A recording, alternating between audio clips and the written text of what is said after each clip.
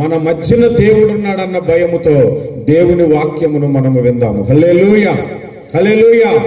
Bible గ్రంథములో నుంచి మూల వచనముగా ఒక వచన భాగమును మనము చదువుకుందాము. దయచేసి చూడండి. లూకా సువార్త మొదటి అధ్యాయము లూకా సువార్త మొదటి అధ్యాయము 19వ వచనాన్ని నేను చదువుతున్నాను, మీరు చూడండి. 19వ వచనం. దూత, నేను దేవుని సముఖమందు నిలుచు గబ్రియేలును నీతో మాట్లాడుటకును ఈ వర్తమానము నీకు తెలుపుటకును పంపబడి తిని, మరియు నా మాటలు వాటి కాలమందు నెరవేరు. ప్రార్థన చేసుకుందాము. వాక్య పరిచయ నిమిత్తము. కృపగల తండ్రి, సర్వాధికారి, జీవాధిపతి యేసు క్రీస్తు ప్రభువానికి స్తోత్రాలు స్తుతులు చెల్లిస్తున్నాము. ఈ దినముందు మీ అమూల్యమైన వాక్యము చేత ఇక్కడున్న ప్రతి బిడ్డతో మీరు మాట్లాడండి. ప్రతి బిడ్డను కూడా మీరు దర్శించమని యేసు నామమున ప్రార్థిస్తున్నాము తండ్రి. ఆమేన్, ఆమేన్. మీరందరూ వాక్యము వినటానికి మీ హృదయాలను సిద్ధపరచుకునండి. మీ చెవులు కాస్త సమయము నాకు అప్పగించేయాలి. దేవుని మాటలు చెబుతుంటుండగా ఈ మాటలు వినటానికి మీ చెవులు నాకు అప్పగించేయాలి. దయచేసి శ్రద్ధగా మీరు వినాలి. దేవుడు మాట్లాడుతున్నప్పుడు వినే చెవులు కలిగి ఉండాలి. వినే చెవులు లేనివాడు దీవించబడడు. ప్రకటన గ్రంథం 2-3 అధ్యాయాల్లో 7 సంఘాలను గురించి ఒకే మాట రిపీట్ అయింది. ఏంటో తెలుసా? ఆత్మ చెప్పుచున్న మాటలు చెవి కలిగిన వాడు వినుగాక అని. హల్లెలూయా. వినే చెవులు మనం కలిగి ఉండాలి. చెవులుంటే సరిపోదు, ఏనుగంతా వినే చెవులు ఉండాలి. వినగలిగినప్పుడే మీరు దేవుని వాక్యము మీ హృదయంలో పనిచేస్తుంది. దేవునికి స్తోత్రం. ఈరోజు నేను వాక్య పరిచర్యలో ఏం మాట్లాడాలని ఉదయకాలమున బైబిల్ తీసుకొని చదువుకుంటున్నాను. నేను ఎక్కడికి వెళ్ళి ప్రసంగం చేసినా ఎందుకు రికార్డ్ చేస్తానంటే, నేను చెప్పిన ప్రసంగం ఇంకొకసారి చెప్పను, ఆల్మోస్ట్ ఇంకోసారి చెప్పను. అందుకే నావి 18,000 ప్రసంగాలు ఉన్నాయి. ఇప్పటికి 18,000 ప్రసంగాలు ఉన్నాయి.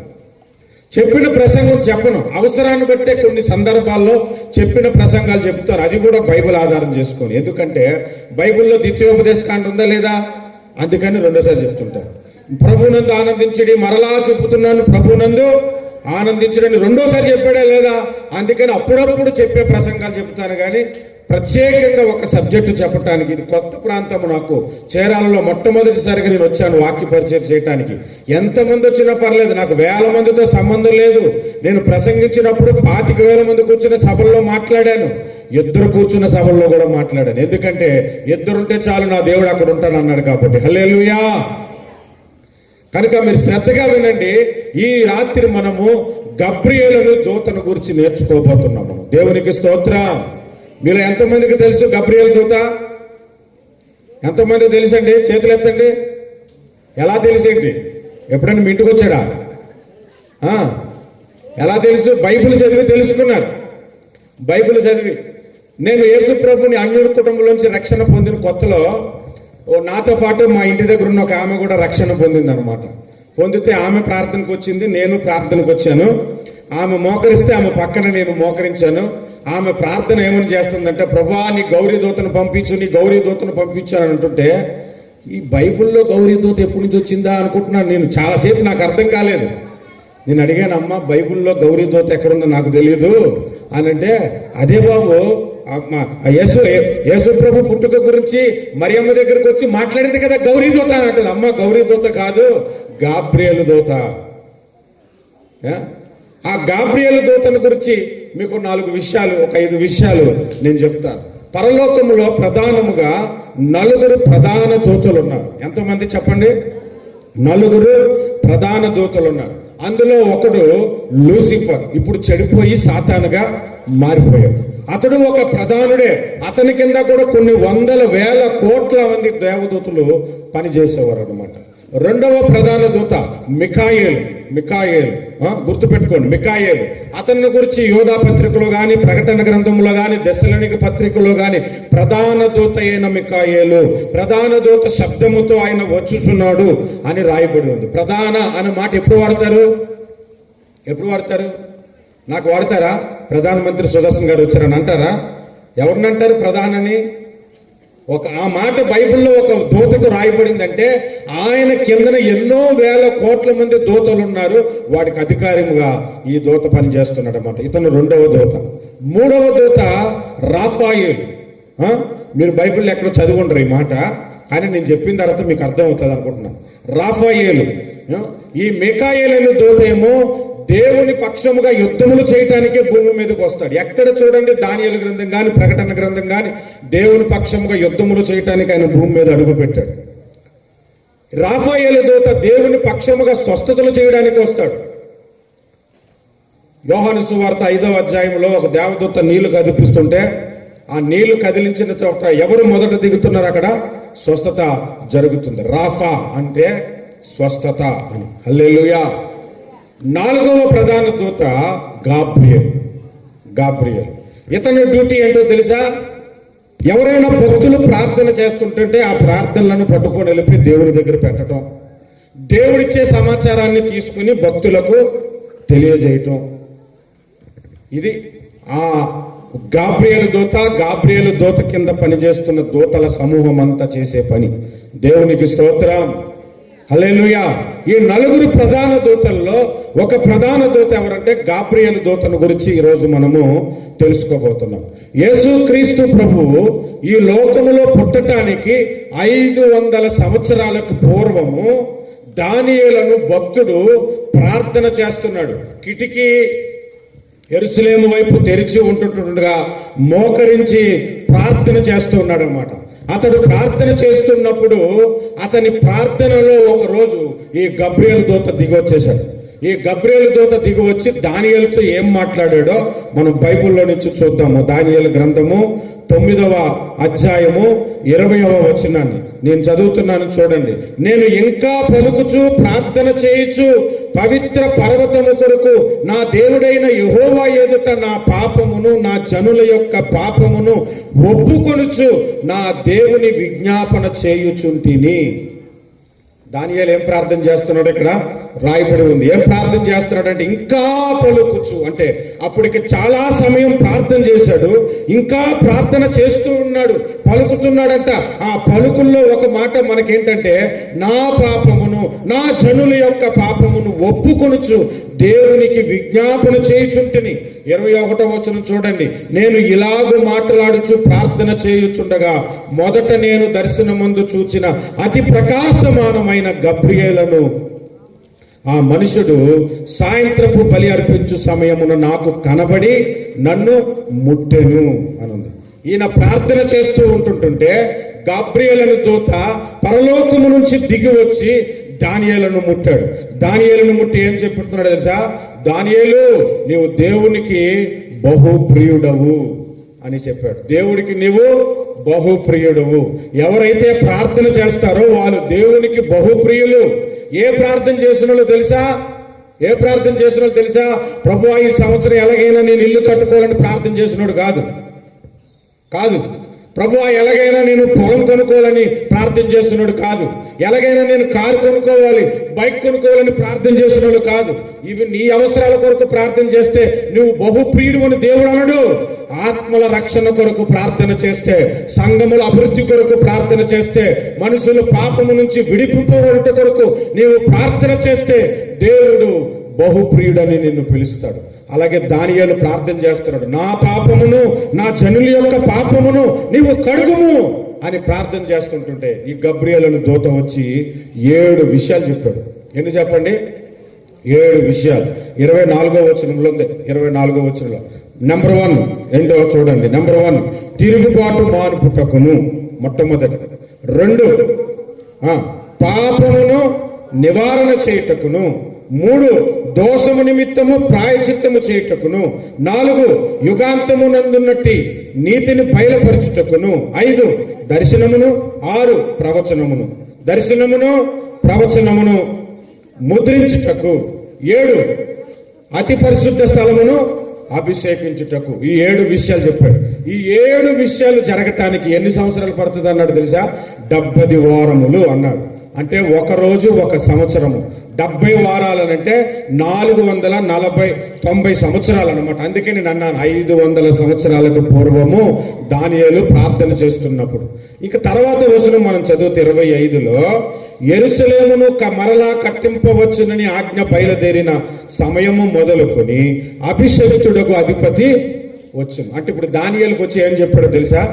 గబ్రియేలు దూత సరిగ్గా 70 వారములు జరిగిన తర్వాత, అనగా 490 ఏళ్ల తర్వాత అభిషక్తుడగు వాడు వచ్చును. అభిషక్తుడు అనే మాట మీరు క్రొత్త నిబంధనలో మత్తయి సువార్తలో క్రీస్తు అని చదివిన దగ్గర ఫుట్నోట్లో ఉంటుంది. క్రీస్తు అంటే అర్థం ఏంటి అంటే, ఇప్పుడు ఇక్కడ ఆ క్రీస్తుని తీసుకొచ్చి అభిషక్తుడి దగ్గర పెట్టండి. ఎవరి గురించి చెప్తున్నాడు?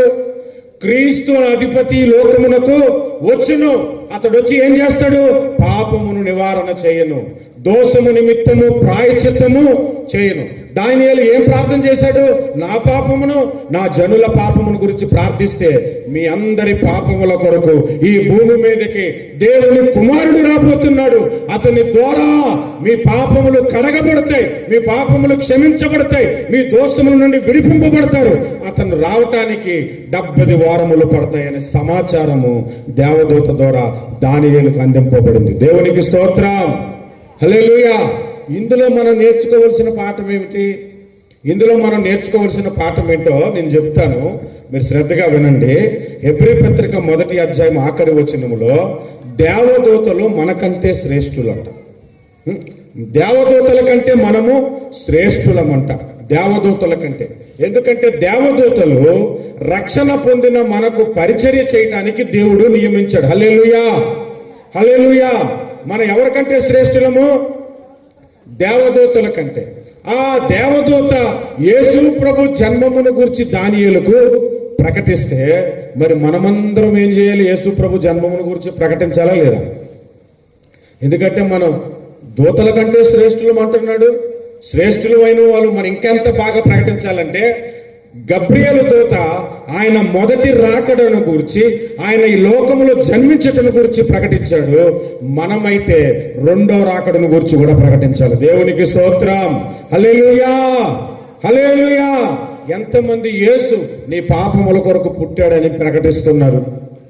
ఎంతమంది యేసు మనందరి పాపముల నిమిత్తము జన్మించాడని మీరు ప్రకటన చేస్తున్నారు? మనమందరము దేవదూతల కంటే శ్రేష్ఠులమని బైబిల్ చెబుతున్నా ఆ దేవదూత కాలు పట్టుకోవడానికి కూడా ఓపిక లేనట్లు తయారేమో. సువార్త ప్రకటించే బాధ్యత మనందరికీ ఉంది, అయినా సువార్త ప్రకటించం మనం. అంతేందుకు, ప్రకటించినప్పుడు వినము, ఇంకా ప్రకటించేదాకా. ప్రకటించినప్పుడు వింటామా? ముందు అదే చేయము. సువార్త ప్రకటించే బాధ్యత మనకున్నదని ఈ గబ్రియేలు దూత ద్వారా దేవుడు మనకి తెలియజేస్తున్నాడు. హల్లెలూయా. అపోస్తలుడైన పౌలు ఒక మాట చెబుతున్నాడు. ఏమని చెబుతున్నాడంటే, సువార్త ప్రకటించకపోయిన ఎడల నాకు శ్రమ అన్నాడు. ఆ శ్రమ మీకు కలగట్లేదు కాబట్టి అందుకే సువార్త అనేది మర్చిపోయాం. శ్రమ, సువార్త ప్రకటించాలి మనము. సువార్త ప్రకటించుట కొరకు దేవుడు నిన్ను నన్ను రక్షణలోనికి నడిపించాడు. హల్లెలూయా. ఏమంటే, చనిపోయే ముందు లోపు కూడా నువ్వు రక్షణ పొందితే పరలోకానికి యాక్సెస్ ఉందా లేదా? ఉంది. నీవు మరణమయ్యే లోపు సువార్తను అంగీకరించి బాప్తిస్ము పొందితే పరలోకానికి యాక్సెస్ ఉంది.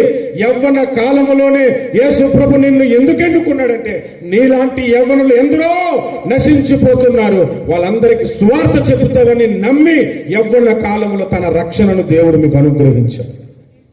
కానీ మనము సువార్త విషయంలో వెనకబడిపోయాం, అల్లర్ల విషయంలో ముందుకెళ్ళిపోయాము, సువార్త విషయంలో వెనకబడిపోయాము, డాన్సుల విషయంలో ముందుకెళ్ళిపోయాము, సువార్త స్కిట్లేసే విషయంలో వెనకబడిపోయాము.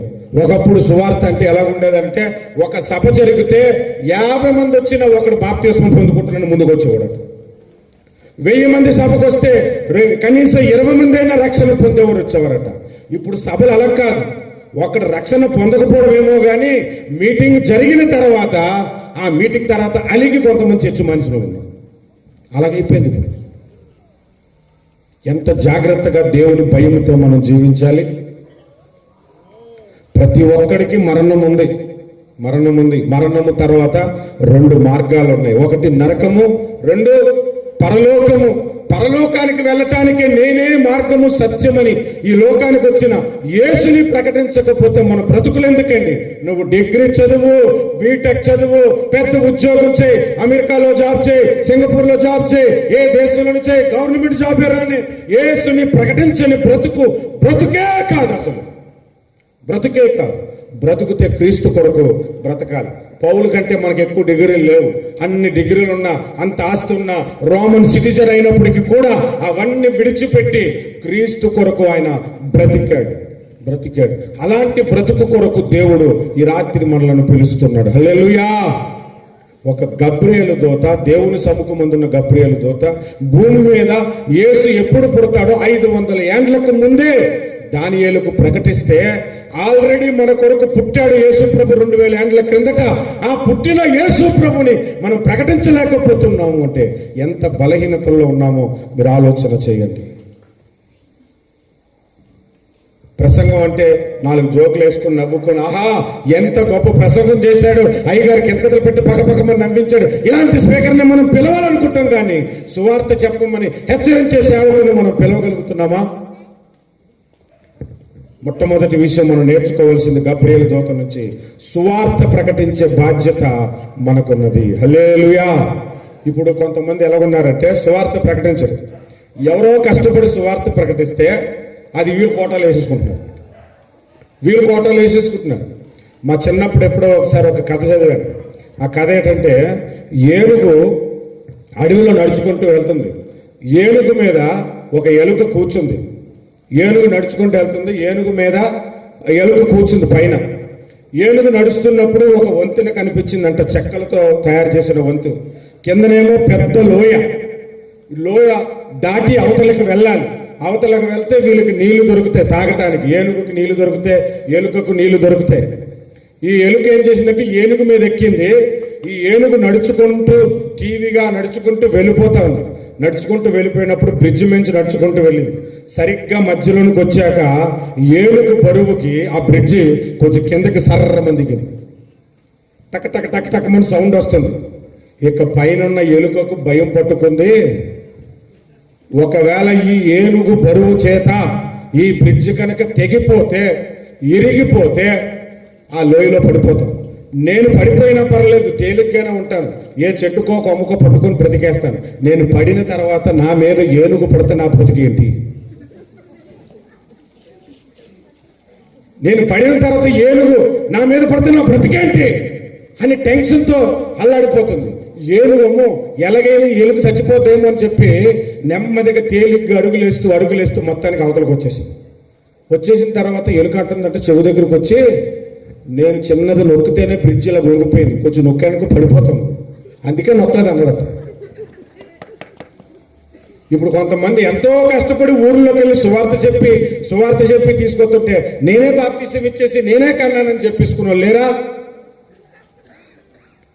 బాప్తిస్మం ఇచ్చుట వలన ఆత్మను సంపాదించటం లేదు, సువార్త ప్రకటించుట వలన ఆత్మలను సంపాదిస్తున్నాము. హల్లెలూయా, హల్లెలూయా. నేను విశ్వాసగా ఉన్నప్పుడు దాదాపు 500 మందికి సువార్త చెప్పి బాప్తిస్మాలకు తీసుకొచ్చాను. నేను మా పాస్టర్ గారు ఏమన్నారు తెలుసా? 500 ఆత్మలు సంపాదించిన వీరుడితో, 500 ఆత్మలను దేవుని దగ్గరికి నడిపించిన వ్యక్తిత్వను. అయ్యో నేను బాప్తిస్మం లేదు కదా, నేను పాస్టర్ని కాను కదా అనుకోవద్దు. నువ్వు సువార్త చెప్పటమే దేవుడు ఆయన అకౌంట్లో ఒకటి రాసుకున్నాడు, ఇతడు సువార్త చెప్పి ఒక ఆత్మను ప్రభు దగ్గరికి తెచ్చాడని. హల్లెలూయా. సువార్త చెప్పే బాధ్యత మనకున్నది. రెండవ విషయము మనం జ్ఞాపకం చేసుకుందాము, దయచేసి చూడండి. రెండవ విషయము, ఈ గబ్రియేలు దూతల గురించి మనం నేర్చుకోవాల్సింది ఏంటంటే, ఎవరైనా ప్రార్థన చేస్తే ఆ ప్రార్థనకు జవాబు ఇవ్వటానికి దేవుడి గబ్రియేలు దూతను పంపిస్తాడు భూమి మీదకి. ఈ గబ్రియేలు దూత ప్రధానుడు, ఇతని కింద కొన్ని 100 మంది దూతలు ఉంటారు. ఒక్కొక్క డిపార్ట్మెంట్ హెడ్ ఉంటాడు కదా. సివిల్ ఇంజనీరింగ్ డిపార్ట్మెంట్ ఉందనుకోండి, ఆ హెడ్ ఉంటాడు, ఆయన కింద కొంతమంది వర్కర్స్ ఉంటారు కదా. ఒక ఇల్లు కట్టే దగ్గర తాపీ మేస్త్రి ఉన్నాడు అనుకుంటే, తాపీ మేస్త్రి కొంతమంది పని చేస్తుంటారు. అలాగే ఈ గబ్రియేలు దేవదూత దగ్గర కొన్ని కోట్ల మంది దూతలు భక్తులు చేస్తున్న ప్రార్థనలను ఎత్తుకొని పోయి దేవుని దగ్గర పెట్టడము, దేవుడు చెబుతున్న జవాబులను తీసుకొచ్చి వాళ్ళకి అందచేయటము, ఈ డ్యూటీ చేస్తుంటారు అన్నమాట ఈ దేవదూతలు. అందులో ప్రధానుడు గబ్రియేలు దూత. ఆ గబ్రియేలు దూతే భూమి మీదకి దిగి వచ్చాడంటే అది ఎంత ఇంపార్టెంట్ న్యూస్ అయి ఉంటుంది చెప్పండి. అప్పుడు ఎంత ఇంపార్టెంట్ న్యూస్ అయి ఉంటుంది అది. ఆ గబ్రియేలు దగ్గర ఉన్నటువంటి ఏదో ఒక దూతను నువ్వు పోయి సమాచారం ఇచ్చే అని చెప్పలేదు. ఎందుకు? ఆ గబ్రియేలు దూత ఎందుకు దిగొచ్చాడు అంటే చాలా ఇంపార్టెంట్ న్యూస్ ఒకటి ఉంది. అదేంటంటే రక్షకుడు, ఈ ప్రపంచాన్ని కదిలించే రక్షకుడు, ఈ విశ్వ చరిత్రని మార్చగలిగిన రక్షకుడు భూమి మీద పుడుతున్నాడని ప్రకటించడానికి ప్రధానుడు వచ్చాడు. దేవునికి స్తోత్రం, హల్లెలూయా.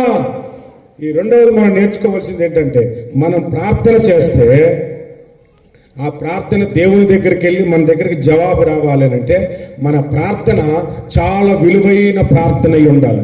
ఏం ప్రార్థన అయి ఉండాలి? విలువైన ప్రార్థన అయి ఉండాలి. ఎలాంటి విలువైన ప్రార్థన అంటే, ఇందాక నేను కొన్ని ఎగ్జాంపుల్స్ చెప్పాను. పొలం కొరకు ప్రార్థన చేసావు, 10 ఏళ్ల తర్వాత పొలం కన్నావు, 5 ఏళ్ళకి పోయావు, పొలం ఎవరిది? ఇల్లు కట్టుకోవాలని ప్రార్థన చేసావు, 30 ఏళ్ళ తర్వాత దేవుడు ఇల్లు ఇచ్చాడు, ఇల్లు రాగానే టప్పీమని పోయావు. నువ్వు అందులో ఉంటావా? ఓ 4 తరాల తర్వాత ఎవడో ఉంటాడు ఆ ఇంట్లో, నువ్వు కూడా ఉండవు. దాని కొరకు 30 ఏళ్ళు ప్రార్థన.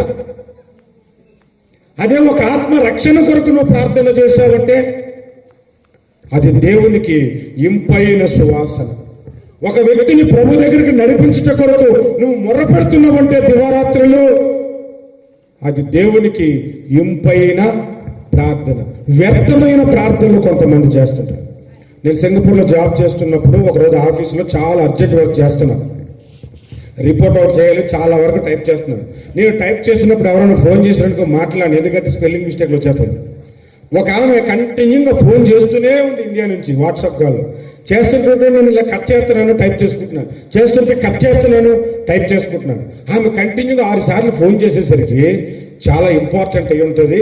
అన్నోన్ నెంబరు, నాకు తెలియని వ్యక్తి ఎవరో ఫోన్ చేస్తున్నారు, మాట్లాడాలని చెప్పి అప్పుడు దాకా టైప్ చేసింది సేవ్ చేసుకొని ఆమె ఫోన్ ఆన్సర్ చేసి ఆఫీస్ నుంచి బయటకు వచ్చి మాట్లాడుతున్నాను. అమ్మా ఎవరమ్మా అని. ప్రైజ్ లార్డ్ పాస్టర్ గారు, మీతో మాట్లాడాలని చాలా కాలంగా ఎదురు చూస్తున్నాను. యూట్యూబ్లో మీ మెసేజ్లు చూస్తుంటాను పాస్టర్ గారు, నా కొరకు చిన్న ప్రార్థన చేస్తారా? ఈరోజు మా నాన్నగారి బర్త్డే, మీరు ప్రార్థన చేస్తారా అని అన్నాను. అలాగే మా తప్పకుండా ప్రార్థన చేస్తాను అని అన్నాను. నాన్నగారి పేరు ఏంటంటే చెప్పింది. వెంటనే ఆ పేరు పట్టుకొని ప్రార్థన చేశాను. ప్రభువా, దీర్ఘాయుస్సు ఇవ్వండి, వారి తండ్రి గారికి సంపూర్ణ ఆరోగ్యము ఇవ్వండి, ఇదిగో నాయన చక్కగా కుటుంబంతో గడపడానికి సహాయం చేయండి, నీ పనిలో ఉండడానికి సహాయం చేయండి. అన్నిటికీ ఆమె ఆమేన్ ఆమేన్ ఆమేన్ అంటుంది నా ప్రతి ప్రార్థనకి. అంతా అయిపోయిన తర్వాత మీ నాన్నగారికి నా విశేష చెప్పమంటే, నాన్నగారికి ఎలా చెప్తానండి? ఆయన 22 ఏళ్ల కిందట చనిపోయాడండి. 22 ఏళ్ల కిందట చనిపోతే మరి బర్త్డే ప్రార్థన చేయించామంటే, ప్రతి సంవత్సరం ఆయన గురించి ఎవరో ఒక పాస్టర్ గారికి పిలిచి ప్రార్థన చేయించడం నాకు అలవాటండి, అందుకే ఆయన చనిపోయిన తర్వాత కూడా చేస్తున్నానంటే, ఓహో 22వ బర్త్డేకి నేను దొరికానమ్మా బకరాని. మళ్ళా నేను ఆయనకు ఆరోగ్యం ఉన్నట్టు ఆమెనంటుంది. ఎలాంటి వ్యర్థమైన ప్రార్థనలు అండి అవి. ఉపయోగం ఉందా? ఒక ఆమె స్కూటీ కొనుక్కుంది, సరిగ్గా 1 ఇయర్ ఏంటంటే బర్త్డే చేసింది స్కూటీకి. దానికి స్పెషల్ ప్రేమ్ నేనే ఫోన్ చేసి, మీరు ఒక స్పెషల్ బర్త్డే అండి ఒకరికి ప్రార్థన చేస్తారని అంది. కొంతమంది ఇప్పుడు ఎలా తయారవుతున్నారంటే, కుక్కకి బర్త్డే చేసి ప్రార్థనలు చేయించుకుంటున్నారు. కోడికి ఒక ఆమె బర్త్డే చేసింది, ఫేస్బుక్లో మీరు చూసే ఉంటారు. ఆమె బర్త్డేకి ఒక ఆయనకి ప్రార్థన చేయమని చెప్తుంది. వ్యర్థమైన ప్రార్థనలు, తెలిసి తెలియని ప్రార్థనలు చేయొద్దు. ఆత్మల రక్షణ కొరకు ప్రార్థించండి, సంఘం అభివృద్ధి కొరకు ప్రార్థన చేయండి. ఈనాడు లూథరన్ సంఘాలు ఎలాగున్నాయంటే, ఒకప్పుడు లూథరన్ సంఘాల్లో ఉద్యమము రగిలిపోయేది. ఈనాడు ఎందుకో ఉద్యమం కలగటలేదంటే, ఉన్నటువంటి యూత్ ప్రార్థన పరులు కాలేకపోతున్నారు, ఆత్మల సంపాదన కొరకు మోకరలు లేకపోతున్నారు. దేవుని సన్నిధి అంటే ఆకతాయి అయిపోయింది. ఉద్యమంగా ప్రార్థన చేసేవాళ్ళు దేవునికి కావాలి. హల్లెలూయా హల్లెలూయా. ఒకసారి మా ప్రార్థన గుంపులో ఒక ఆయన వచ్చాడు.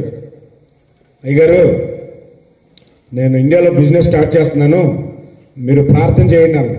నేను ప్రార్థన చేశాను. ప్రభువా, నీ కుమారుడు బిజినెస్ ఇండియాలో స్టార్ట్ చేస్తున్నాడట, ఆ బిజినెస్ని మీరు ఆశీర్వదించండి, అభివృద్ధి పరచండి నాయన అన్న. ఆయన కూడా కన్నీరు కార్చాడు, ఆమెనన్నాడు. వెళ్ళిపోయాడు. బిజినెస్ స్టార్ట్ చేశారు. స్టార్ట్ చేసిన 4 రోజుల తర్వాత సాక్ష్యం చెప్పాడు వచ్చి, మా అయ్యగారు ప్రార్థన చేశారు, బిజినెస్ అభివృద్ధి జరగాలి. నేను బిజినెస్ స్టార్ట్ చేసి 1 మంత్ కూడా అవ్వలేదండి, 30 ఆర్డర్లు వచ్చాయి నా కంపెనీకి, 30 ఆర్డర్లు వచ్చాయి నా షాప్కి అని చెప్పాడు అన్నమాట. ఓ 30 ఆర్డర్లు వచ్చాయి అనగానే అందరూ చప్పట్లు కొట్టించాను. నాకు తెలియదు కదా, చప్పట్లు కొట్టించాను. అందరూ చప్పట్లు కొట్టారు. కొట్టిన తర్వాత ఆ బ్రదర్ని అడిగాను, బ్రదరు ఇంతకీ మీరు స్టార్ట్ చేసిన బిజినెస్ ఏంటంటే, అప్పుడు ఆయన అంటున్నాడు, అదే అన్న శవపీఠికలు తయారు చేస్తారు కదా అదే అన్నాడు. అప్పుడు నాకు అర్థమైంది, ఓహో నా ప్రార్థనకి 30 మంది.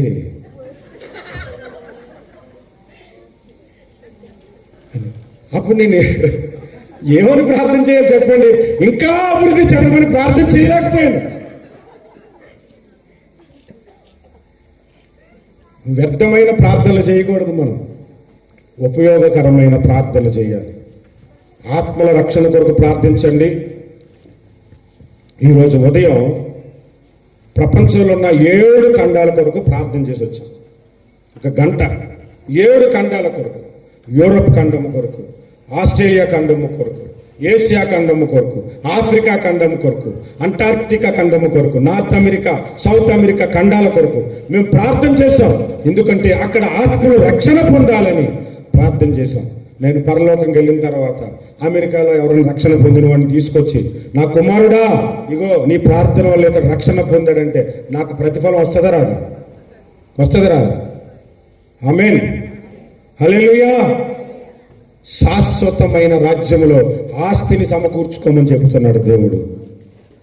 కనుక మనం ఎలాంటి ప్రార్థనలు చేయాలంటే దేవుని యొద్దకు వెళ్ళిపోయే ప్రార్థనలు చేయాలి. దేవుని దగ్గర నుంచి జవాబు వచ్చే ప్రార్థనలు చేయాలి. మనము జవాబు వచ్చే ప్రార్థనలు చేయాలి. ఒకసారి కొంతమంది అయ్యా పెళ్ళై 10 ఏళ్ళు అయింది, సంతానం లేదంటే చాలా బాధ కలుగుతుంది. మనం ప్రార్థన చేస్తాం. వాళ్ళకి మీరు ఒక మాట చెప్పండి, ఒక ఆత్మ రక్షణ కొరకు కూడా పాస్టర్ గారు అంతే ప్రయాసపడతాడమ్మా, మీరు కూడా ప్రార్థన చేయండి. ఒక ఆత్మ రక్షణలోనికి నడిపింపబడటానికి సువార్థికులు ఎంత ప్రయాసపడతారో తెలుసా? ప్రసవ వేదన నాకు మరలా కలుగుతుందన్నాడు అపోస్తలుడైన పౌలు. కనుక అట్లాంటి ప్రార్థనలు చేయటానికి ఈ దేవదూత మనకు ఒక మాదిరిగా కనబడుతున్నాడు. హల్లెలూయా, హల్లెలూయా. 3వ విషయాన్ని మనం నేర్చుకుందాం, దయచేసి చూడండి.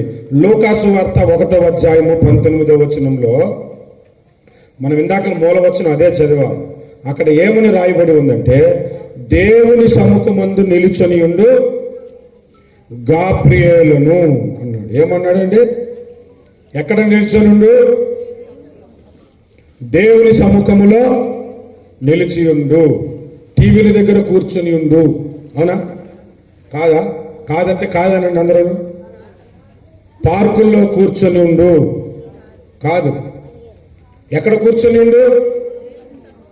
ఎల్లప్పుడూ వాట్సాప్లో ఉండు, ఎల్లప్పుడూ ఫేస్బుక్ లైన్లో ఉండు కాదా? కాదని అనట్లేదంటే చాలా మంది బాగా అప్డేట్ అవుతున్నారంటే.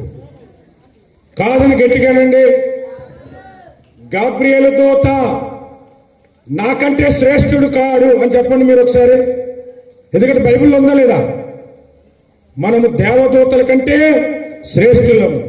ఆయనే దేవుని సముఖమందు నిలిచున్నవాడైతే మనం ఎక్కడ ఉండాలి? దేవుని సముఖమందు నిలిచి ఉండాలి. మీకు ఒక విషయాన్ని చెప్తాను. ఏలియాను దైవజనుడు ఉన్నాడు. అతను అహాబు రాజు దగ్గరికి వెళ్ళాడు. ఎక్కడికి? అహాబు రాజు దగ్గరికి వెళ్ళి అక్కడికి వెళ్ళి ఏం చెప్తున్నాడు?